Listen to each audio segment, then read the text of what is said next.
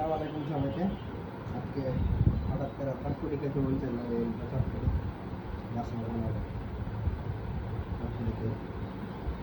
এজন্য আপনাদেরও দেখাই, কার কার খাইতে মন চান আমাদের বাসায় চলে আসতে পারেন খাইতে। এখানে আছে পেঁয়াজ, মরিচ, বোম্বাই মরিচ আছে, বোম্বাই মরিচ, বোম্বাই মরিচ, বোম্বাই মরিচের গুঁড়া,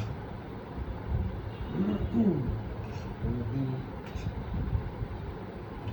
আর ফুচকা।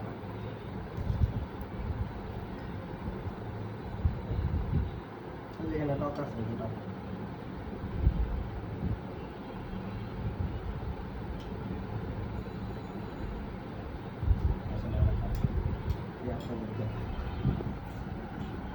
এই বাসায় বানানো হোমমেড চটপটি।